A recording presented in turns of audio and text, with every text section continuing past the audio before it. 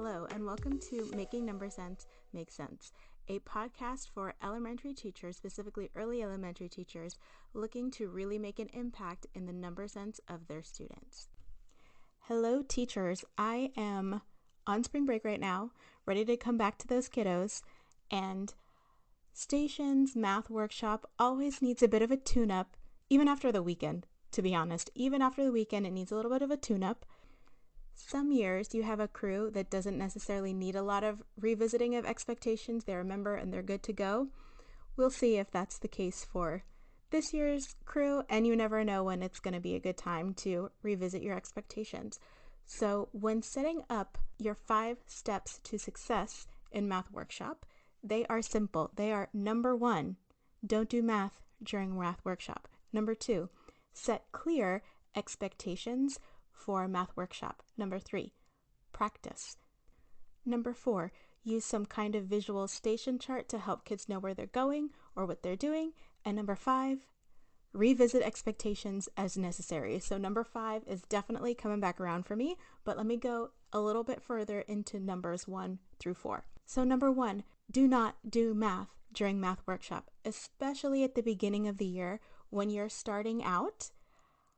The idea, at least for me, the idea is I want them to get used to going to a certain space in the room, doing the activity that is set out for them, and then when they hear the bell or whatever you're using, clean up and move to the next space. And since this is a routine that I want to last throughout the year, I don't necessarily want the kids to be worried about if they got the answer right, if they know what they're doing. So the first stations for at least a week, 2 weeks, sometimes even 3 weeks, depending on the crew that you get, just have them doing things that they will enjoy, that feel more like play, because I really want my math station time to feel like play. I just feel like that is success, that they don't even know that they're doing math. It's like music to my ears when my kids see my station chart and they go, "Yay, stations!" That's the goal all year long, so we want it to feel like play. That could be at the beginning of the year, exploring different math manipulatives that they're going to be using throughout the year, like pattern blocks, cubes, geo blocks, inch tiles, anything really that you know you're going to be using a lot. The time for them to play with them is now, so that later on, when you use them for the purpose of this math game or this math work, they kind of got the play out of their system. So again, not doing math for the beginning of Math Workshop time. Number 2 is set clear expectations. So I will share what I do in my class, but it might be different for you, what your students need, how you want your class to run. Before you even really go into the school year, you really want to think about, if I had a perfect math station time, what would it look like? What would it sound like?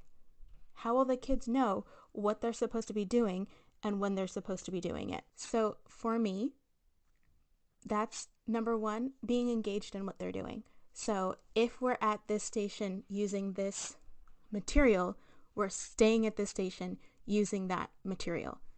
We're not walking all over the place. We're not screaming. I obviously don't mind talking. Especially since I do a lot of partner games, it's going to be a little bit louder. It's not going to be silent. How about that? It's not going to be silent in my classroom, and I'm okay with that. But when it gets to the level of screaming, it's too much. So for me, I really want them to work on keeping their voice an inside speaking voice instead of a screaming voice. I also want them to know where to look if what they're supposed to be doing or where they're supposed to be going. So I have a visual station chart, and I will touch on that a little bit later. I also set a timer that they can't see. I've tried it where they can see the timer, but a lot of times if they see the timer and there's 2 minutes left, they think 2 minutes means 2 seconds, and then they clean up 2 minutes early, and then they're just sitting there. So I keep the timer somewhere where they can't see it, but they'll be able to hear it and know what they're supposed to do when they hear the timer. And the expectation for the timer is that when it goes off, you're going to stop what you're doing and start to clean up your space and get it ready for the next group. So those are my big 3, really: our volume, being engaged in what we're doing, and when it's time to stop, we need to stop. In my classroom, I have a bathroom in the classroom. Station time is not a time where I think that they need to ask me to go to the bathroom. If they need to go and it's available, I usually just let them go. That's not a time where I like need them to be at their station the whole time. In fact, station time is a great time to go to the bathroom, because otherwise we're out the door ready to go to recess and then 5 people need to use the bathroom. I would rather they go during station time than during recess time or lunchtime. Number 3 is practice. Everything that you were visualizing in your math station, math workshop routine needs to be practiced. Their voice levels need to be practiced. What cleaning up looks like needs to be practiced. What is an appropriate level of clean? Like if there's math manipulatives all over the floor, that's not necessarily clean, and we need to practice checking the floor before we move on to the next place.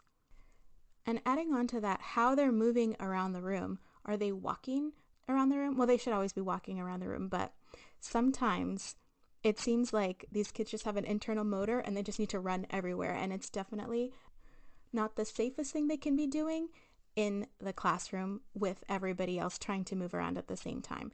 So all of the things that you think might be an issue, practice those a lot, and don't be afraid to practice again. If something's going wrong, you can stop and practice again. Interactive modeling is great for this kind of thing. So you would have the students watch you clean up maybe and move from one place to another place, and then have a class discussion about what they saw you doing. And that's the kind of thing that we're wanting to see, and encourage them to do the same.